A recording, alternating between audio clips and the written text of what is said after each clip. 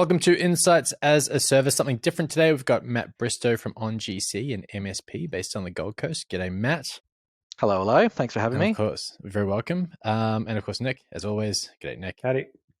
Hey, you know what I'm going to do just to start off with this one, because Romain said I had to. I just want to point out, if you're listening to this on Spotify or iTunes, we're also on YouTube, so feel free to check that out. And whatever you're listening to us on, smash that like button and subscribe. It's apparently another thing I'm supposed to promote. So there you go. Housekeeping done.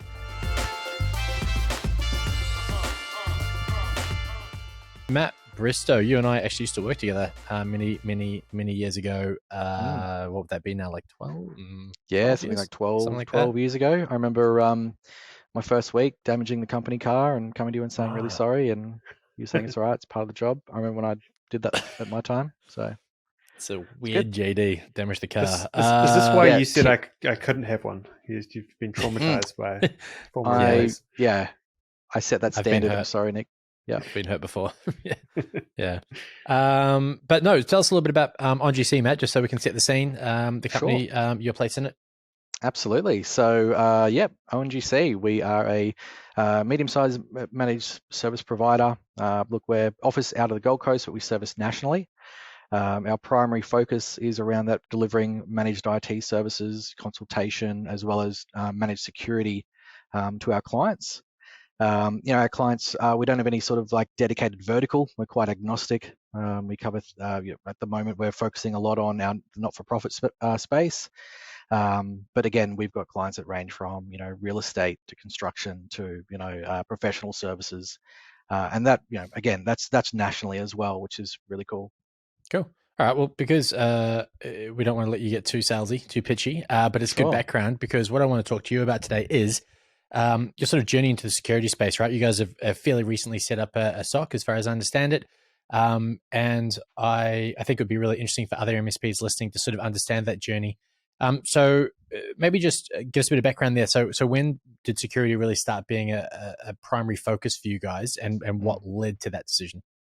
Absolutely. The decision was part of Steve Dawson, our CEO. It was his vision a number of years ago for us to tackle that managed security space, and it really came from an area of necessity. It was something that our clients were missing and asking for, and it was definitely answering that call. It was building an actual security practice from scratch and leveraging different technologies, different service providers as well, to be able to put something together that fix that problem that our clients were having. Were the clients feeding back that info to you via like the account managers and surveys that you're putting out, or where were you getting that feedback from? It was actually through the account managers, but also through ad hoc requests. We would get a lot of clients coming to us with like a insurance broker's kind of questionnaire and going, "Hey, we want cybersecurity for our business. Can you answer this questionnaire for us?" And it was very basic stuff. It was like, do you have backups? How long do your backups go for? What are your retention periods? If you ever need to rely on them, how quickly could you, stand up, kind of thing. And then, we would ask the question, what are you trying to achieve? You're trying to cover your business risk through cybersecurity insurance. If you needed to make a claim against that policy, what was the likelihood that it would be like a successful one? It's not just ticking that box at the beginning and setting and forgetting. We really wanted to understand what problem we were helping our clients fix with that. So, and that came to that whole, we needed some sort of managed security stack. Okay. Sorry, Nick. No, I was going to say, like, introducing new product into a company is always fun, particularly if it's not an area that you've traditionally gone to market with. How have you gone about building out that SOC from a staffing perspective? Absolutely. That's a good question. The SOC, we actually don't employ the actual staff that run the SOC. We actually leverage ConnectWise as their kind of Fortify for SaaS product that comes with a manned SOC 24/7. But we actually subscribe to their kind of stack of security solutions as a service that we help deliver our managed security product. So it's one of the tools that we actually have in our arsenal to provide that solution to our clients. That's really interesting, awesome. because it fixes two problems, I guess. One is just that legitimizing the offering, right? Like everyone knows who CrowdStrike are, and you've got that. Sorry, ConnectWise, CrowdStrike because that's who we use. But yeah, ConnectWise, right? Like so there's that brand behind you, but also that whole chicken and the egg. Staffing, having the capacity to deal with future demand, but not having the revenue coming in to cover that base. So 100%. It becomes sort of a cog, basically, as far as. So we had to weigh up, right? Do we hire minimum 3 more full-time staff to chase the sun to legitimately provide a 24/7 man SOC? And we looked at the costs of what that involved, and it was far more than what we would actually, recoup from selling that we would probably forecast for at least a year or so. It just wasn't viable for even just the customers that we were actually selling to. If you're looking at kind of the enterprise market and whatnot, they're willing to kind of pay the big dollars to actually have that, that human resource thrown at that problem. Okay, cool, that would make sense. But look, a lot of MSPs, across Australia, they're probably, target market is for that kind of small to medium-sized customer. You really need to be able to deliver a solution that solves that 24/7 SOC for a price point that they're actually comfortable with. Yeah, that's going to be hard as well, because you can't really just chuck 3 people in and just chase the sun like that. Like, you've got to have that overhead. It's a high intensity job. Incident response, like burnout, it's going to be tough to manage. Employee satisfaction, I imagine, is a tough one to probably control in that sector. So I think outsourcing that is probably quite good for maintaining company culture as you introduce that new product. What do you think you need, like in terms of a SOC, you're establishing that? What's the skill set and the range of skill sets and the minimum capacity you need to run with in terms of 24/7 coverage, shadow resource, people being sick, senior skill set, junior skill set? What does it actually look like? Like, what would, if you were doing it yourself, what would the minimum viable deployment look like? Absolutely. So first thing, you need someone to actually follow basic commands. So that's just someone that looks at a SOC board or a SIEM and they can identify things that they need to act on. So there's a certain amount of automation that will help with that. But again, you just need someone or a group of people to be able to just kind of act on triggered events. Then you'd need someone, I would imagine someone a little bit more senior that can analyze that data and actually make a bit more smarter decisions based on more complex problems that might pop up. And then you've got a management layer on top of that as well. So like you said, you've got to manage people. You've got to manage their happiness. They're going to have leave, they're going to have performance, scheduling. So I think if you look, there's a bunch of case studies that even other SOC providers have used as sales tools to kind of want people to use their services by saying, like, if you're going to stand up a SOC, you're looking at $1 to $2 million a year to actually get a fully functioning SOC that would be comparable to what they would offer. And then the thing is, right, just can you actually get those skills? Because in this market, it's really tough. I'm not going to lie. So ONGC is part of the IT Nations Evolve group, which is a bit of a group of many MSPs that come together of similar size, kind of operational maturity level and size, and we discuss all sorts of problems that we face in the market. And one of the most commonly talked about things every quarter is finding talent. It's really, really hard to get. And I suppose the Gold Coast, I was thinking with people coming in from Sydney and Melbourne, maybe that might be slightly alleviated on the Gold Coast, but it doesn't appear to be, not from what I'm hearing. We haven't seen it yet. We're constantly recruiting. We've got ads out all the time just saying we need, level 1, level 2 staff, project engineers, things like that. And it's been really, really tough.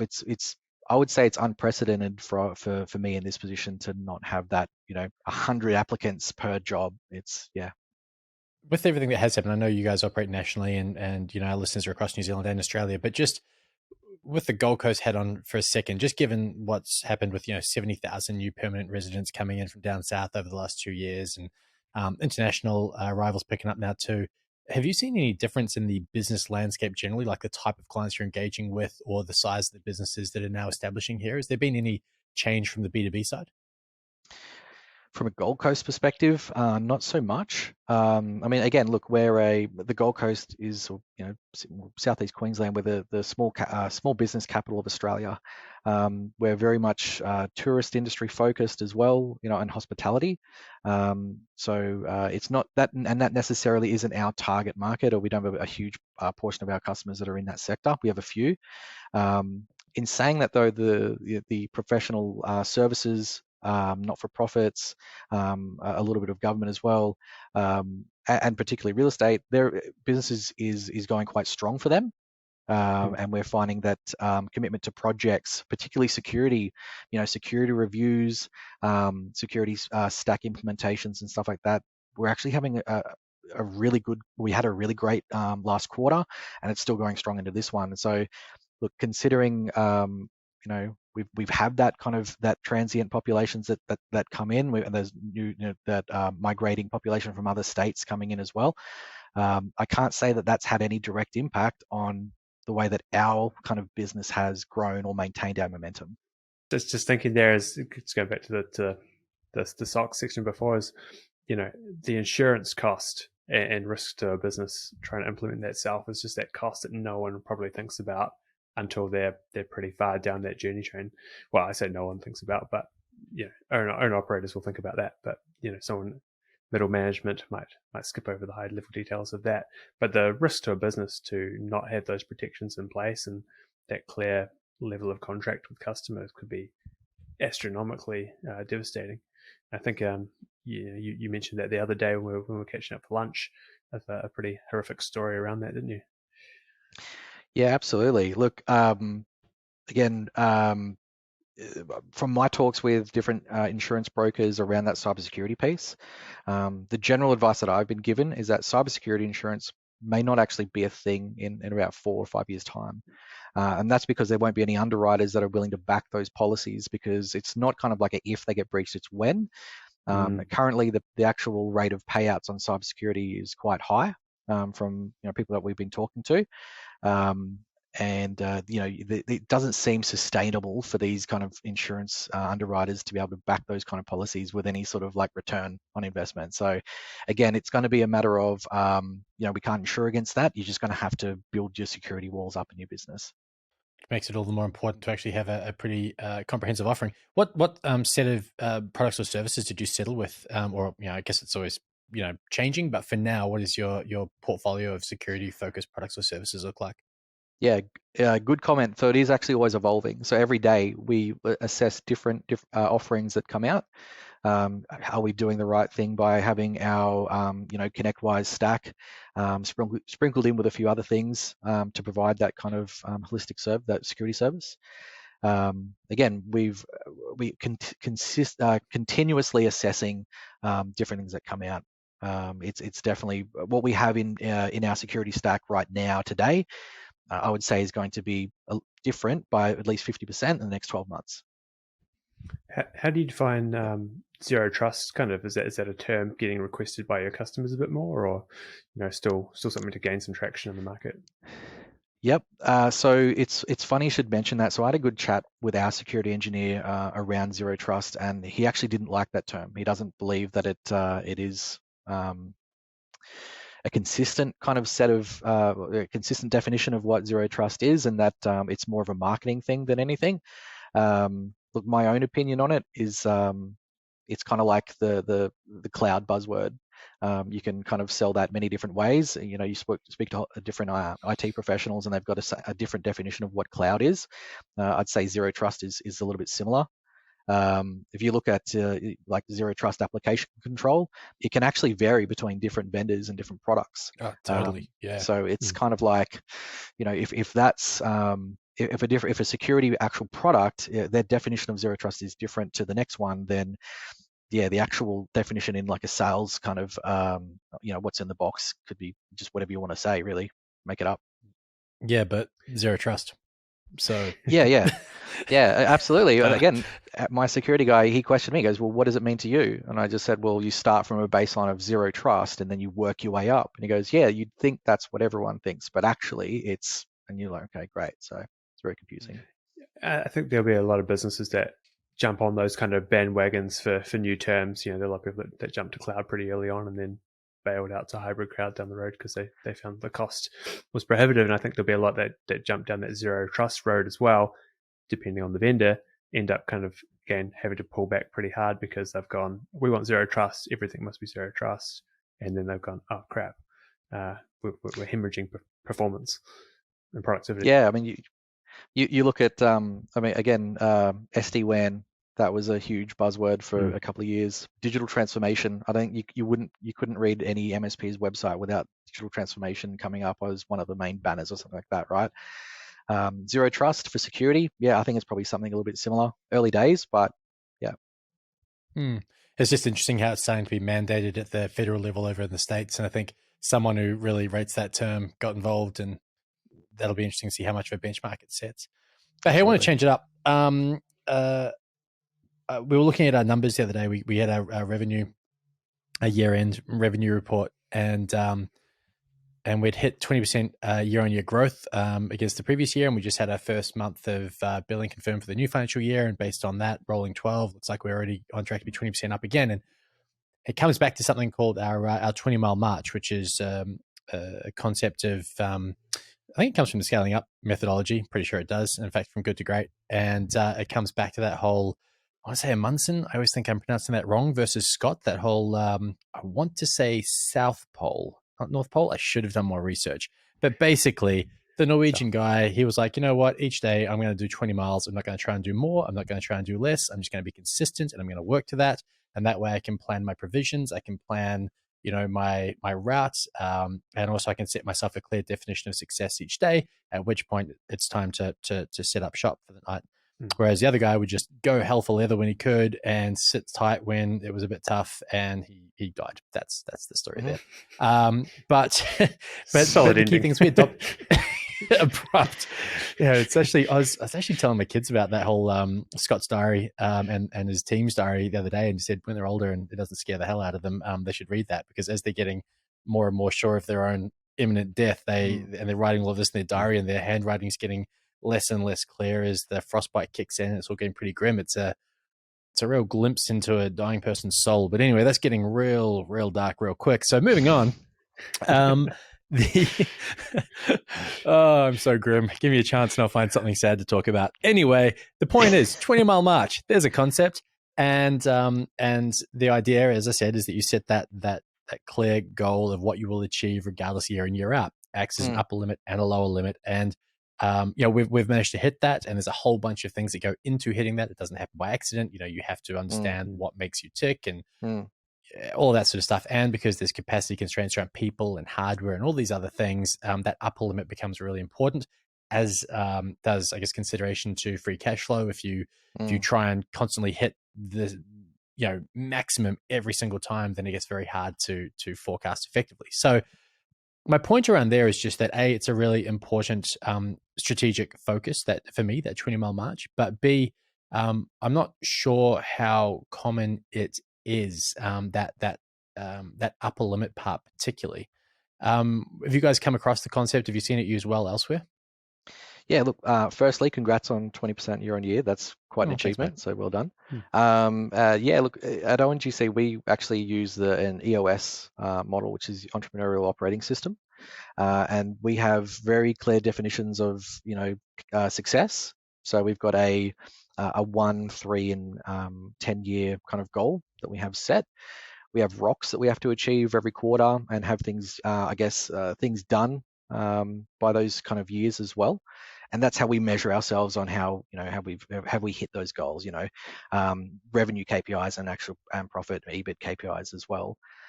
Very, very clearly defined. There's no kind of airy fairy or like feelings. We just we don't want to be great. It's like, this is what we need to achieve, and this is the time we need to achieve it in. Yeah. So yeah, absolutely. I think we obviously don't do the 20-mile march thing. I think it's great because you've got that kind of more realistic, okay, this is what we need to achieve in this short amount of time. We have something absolutely similar, and I know a lot of other MSPs that do, and they're successful businesses as well. I think I always use the analogy with my guys, like if I told you I want you to drive to Sydney, what's your first step, right? It's not necessarily just start driving to Sydney. It's like, okay, I need to get to Ballina, and then measure that. Make sure you got enough fuel for that first stop. All right. So 99% of people listening to this do not know where Ballina is, and that's true. fair because it's Ballina. It might be made up. Try getting to Byron Bay. Sounds made up. Make sure you can get Byron to Byron Bay. There we go. Yep. And then check in with the Hemsworths, and then go to your next town. Again, it's that kind of again, another analogy: how to eat an elephant. It's in little bites, kind of thing. So we have the EOS model that we kind of live by and die by as well, and we find it works really, really well for us. Nice. They always come back to that. No, you please go. Thank you. Yeah, I was going to say they always come back to. They always come back to that kind of one key thing, and that's like what do they always come back to? Manage consistency. Yes, they do. You're right. Yep, yeah. I completely agree. I love that the McDonald's analogy too, right? They don't make the most amazing cheeseburger, but I know that I have a hankering for a cheeseburger. I'll taste it, in my imagination, and when I bite into it, it's the same thing as what I imagine every time. So again, tell my guys, you just have to be consistent. Now I want a cheeseburger. Yeah, same. Sorry. Persuasive. Broken sales. I think it's important too to remember that whatever you're working to as EOS or the scaling up and whatever target you're setting, when it comes to revenue, you just got to make sure that the underlying GP is consistent or improving. Like that's the thing for me. I really hate revenue numbers, but they're the easiest to consume and measure, and people understand it better. But as long as the underlying margins are there, because that ultimately, the underlying targets for us are GP based. But that's my little that always requires as well, smart people and good processes to be able to maintain and monitor those figures as well. Because in this market, you've got increasing CPI increases, inflation, hardware price increases like almost every single day. It seems those margins can quickly shrink. So if you're not keeping a close eye on them, all of a sudden your revenue's worth absolutely nothing when you go and look at the margin against your profit. Yep. Yeah. Absolutely. I think the other thing too is when with my Lightwire hat on, when we look at working with partners, we're obviously a very channel-based organization, but whether it's EOS or whatever, if we're working with partners who have very clear goals or rocks set, right? And that means that they understand they've got a target, they've got a hit. They're then thinking, okay, well, what is going to drive that result? They're not just waiting for opportunities to come. They really understand what they need to add to it. So from us, then we can say, right, well, those partners are more likely to be able to tell us fairly accurately what we can do to help drive their success, to help them reach those rocks. And so it's really, I think it's easiest to work with partners that have some sort of well-structured system that gives them those clear milestones to hit, because they're always better prepared to come and say, hey, you know what we need? We need you to support us with X. We need you to provide us with Y. And you can have really clear, structured conversations around that. Absolutely. I think having some sort of sales engine in the MSP that has those kind of focused goals, where it might be like, okay, in a quarter we need to hit on 150K GP, but then actually understanding, having a strategy behind how you're going to do it. Maybe even saying, in terms of internet connections, right? How many NBN EEs is it going to take to make a dent on that target? And working a little bit backwards from that, right? Not just going, just go out there and just sell whatever you can at whatever price. It needs to be very, very structured and have a pretty sound strategy. Yeah, agreed. Cool. So basically, I will allow you to work with us because you're smart. Yep, thank you. Got an email today. Nick and I were recently talking about, I think, last episode. Maybe the episode hasn't gone out yet. I don't know. I've lost all track of time. But we're talking about how we're not. No, we did. We were talking about how Chorus. This is about Chorus, and it's about how Chorus is impacted by COVID. That might set up a snippet nicely. But the point is, COVID is not in the rearview mirror. It is very much here. It is very much being mixed up with a nice array of monkeypox and God knows what else to create just a ongoing shitstorm of unfortunate events. And Chorus sent out an email today, New Zealand's largest fibre carrier, for any of our Australian listeners. And what it showed was that there's delays of up to 60 days, which I assume are business days, but I could be wrong, on fibre orders that are being lodged, as of last week. And I just want to read through some of the reasons they gave for that. The main issue that is impacting long lead times now is the supply chain, where we are losing technicians to other industries, and existing techs are migrating as they receive their residency visas. So that basically means that people are coming into New Zealand, getting New Zealand residency, and then going, and Australia, off I go, as far as I read that. Service companies are struggling to recruit technicians, even though they have changed the operational model with salary-based and not owner-operated model. So bit of context there. Chorus was using contractors who were bringing on other people as subcontractors, paying them per job, which resulted in a whole bunch of issues and no bueno. And now maybe it's a little bit too late in terms of reputational damage when looking to hire, would be my guess. Did we see something similar here with NBN? Because I feel like there was that time there where there was like 0 NBN orders whatsoever. They blamed the semiconductor shortages for the NTUs and stuff like that. HFC crisis. Absolutely, but I feel like there's been this underlying kind of actual human resource problem where getting skilled, telecommunication linesmen to actually do the work. You look in Queensland, only the last, the first half of this year, there was a P1 on people upskilling to do telecommunications apprenticeships, where the government was actually, funding a portion, of their salary and giving them bonuses and whatnot to actually complete that kind of training. That I don't think the government would be doing that unless there was a very big need to actually fill a huge hole for skilled labor to actually address that shortage. Yeah, no, it sounds plausible. Also, just a slight aside, I remembered NBN actually finished on time below budget their upgrade of HFC nationally to enable 1 gig speeds. Still asymmetrical, still a small proportion of overall service count, and still massively unscalable past 1 gig. But hey, it's something.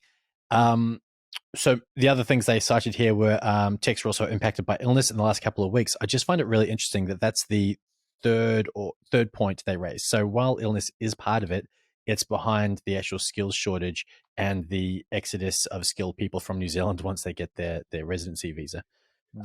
Back office staff at the contractor, the primary contractor for installs, were significantly impacted by illness the last couple of weeks and working very hard to process orders and contact customers. So really still just sickness. Chorus has put their own staff into the contractor's headquarters to help alleviate the constraints. Chorus's SMEs, which is SMEs is what your service. What's an SME, Nick? Chorus SME. Subject matter expert? Yes. Maybe. Yes. Okay, there we go. Chorus, yeah, you win that one. Chorus subject matter experts continue to assist with process optimization and coaching of the new. Yeah, it totally makes sense. Okay, cool. And is there anything else in here? No, not really. But basically, they can't get any staff, and it's bad. Yeah, that's been going on for months. Yeah, we've had orders placed in May, and there was meant to be installed in June, bounced down the road, and it's no resource. And you can look, they publish like a availability of techs to go for regions, and it's like 100% booked out. It's just there's no one there, and to actually get a service is pretty difficult in some places. I wonder if the regulated environment impacts it, right? Like you can only charge so much if you're Chorus. So not being able to move that up, does that mean that they really haven't got room to move when it comes to paying people market rates and adjusting to CPI based increases for those rates? That would definitely flow into it, but there's it's easier said than done, but having options for priority install, there's a lot of businesses that were just like, we just need this, like I don't care how much it costs, just get it done, because we're losing tens of $1,000s in lost production if we don't get this fibre increased or move off this old circuit and things like that. So even though there's a shortage, there's still I guess additional money to be made. Yeah. One thing that struck me, Matt, is 60 days sounds like a lot, but that's like a standard install in Australia for an NBN EE. 60, 90. What are you seeing at the moment? Well, it's funny you should say that, because we've just we've had a fibre order with we could say brand names, right? So with Telstra, sure. And the lead time at the beginning was something like 9 weeks or something to get it done, and we thought, oh yeah, it'd be probably more than that, right? But somehow, I don't know if it's just us being really lucky, but we've had the initial site audit, the design, and then the fiber slice actually get done within like a week or something. It's just ridiculously quick. What? So we're really lucky, counting our blessings for that one. You will pay for that at some later point. Yeah. Something that'll blow out to a year. That's so thanks. unusual. Yeah, the karma's just all spent on that one fiber connection. It's great. I hope they're a valuable customer. Just spend all your karma on the right one. Yeah, exactly. Well, and look, just to address that other stuff from what Chorus is saying, right? You look at what's happening here in Queensland, what's impacting us right now. You go into a supermarket, you can't buy eggs because there's low on stock because they're blaming. Actually, they're blaming the cold weather, saying the chickens aren't laying enough eggs. But you speak to any farmer. New Zealand has chickens. 100%, right? And there's all sorts of supply shortages. The tougher chickens. But that's a great name for this podcast. New Zealand has tougher chickens. Click here. Done. That's it. Your job's done. But I think there's probably that whole staff shortage thing. Where I went in to get a sandwich today at 7-Eleven, and they said all the people that make the sandwiches for 7-Elevens on the Gold Coast are sick with COVID, and they're seeking alternatives. So it's like, how is that not impacting more industries in that kind of way? And maybe it is. Maybe the whole thing, 90% of it is what's impacting Chorus, but they're saying all these other things to try and lighten the load, but it's actually just people, not being able to get to work.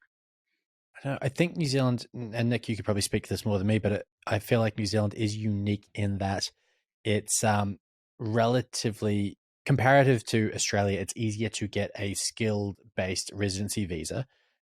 And people then look at the money on offer in Australia and the exchange rate and the proximity to the rest of the world and go, that's my jam. And I think that is a relatively unique challenge in the New Zealand market.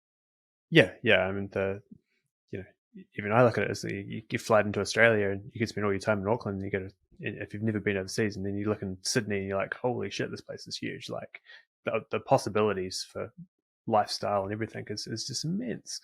And maybe not in Sydney, but Gold Coast, size wise, and that'll lure a lot of people because they might have come from a small town, gone to New Zealand, something like that, and then gone, oh wow, like that was awesome. Like this one's bigger, surely bigger's better, right? And jump across, but then they realize there's snakes, spiders, all those other things. Stop trying to talk it down. I've never been bitten by either of those things. And I've been here forever. Yeah. When was the last time you saw a snake, Matt? Just to randomly throw that at you. In the wild. In the wild? I've not to. Yeah, it was just the other day actually. So. Oh really? Yeah, it's a thing. It's a thing. You've got to be looking for them, I guess. I almost drove over a python near my wife's parents' house up in Brisbane, just like 30 minutes north of Brizzy. Bloody huge thing crossing the road. So they're big up there. Not a monster. Yeah, absolutely. I remember this is probably about a year, maybe a year or so ago, in the middle of summer, in Brisbane, in Greenslopes. It's a suburb just south of the kind of sounds made up River. Again. Yeah, made up suburb in Brisbane. And again, my wife went outside to put something out into the bin that was bin pickup day. Walked over a 2-meter long python. Screamed and was just like, Matt, deal with this. And it was just like, for me, it was like, oh yeah, here we go again kind of thing. I don't know what it's like in New Zealand. Like it was it's just like, oh, I guess just walk around it. Like don't kick it. You'll be fine. No, nothing kills you or attacks you here. Like it's like one spider maybe. That's about it. Daddy long leg spider. From Australia. Yeah. Redback. Yeah. All right, random chat. Let's wrap it up there. Unless Matt, you want to talk about anything else? Oh gosh, so many things. That's the thing. Like anything to promote? Any upcoming gigs? What's going on? Oh, so many upcoming gigs. The one thing I will promote actually, September 22nd, Gold Coast, likewise Gold Coast event, September 22nd, Vinny's Dive Bar, Southport. If you're interested, reach out. Let me know. I'll point you at the Eventbrite ticket registration. Obviously, it's free to come along. Open bar, great band, and a Weezer cover set. It should be heaps of fun. So if you want to meet the Lightwire team and our partners and suppliers and all that kind of jazz, get along. Celebrate our 5th birthday. Which venue is that? That's what it's all about. It's Vinny's Dive in Southport. Oh, mate. See, that's what I like about you, Brendan. It's consistency. It's I find a groove and then I turn it into a rush and then I just really stay in there. Yeah. You don't have to fix perfect, right? You just there's a low rush and an upper rush. Yeah. Mate, the thing about Vinny's Dive though is it is about 1 1/3 bigger than this time last year. So it is a more sizable event and will be more conducive to small talk and chat on the sidelines, which is good. It's good. All right, done. Thanks, guys, very much for joining us. Matt Bristow, Nick Phillips. Catch you guys some other time. Thank you kindly. Ciao.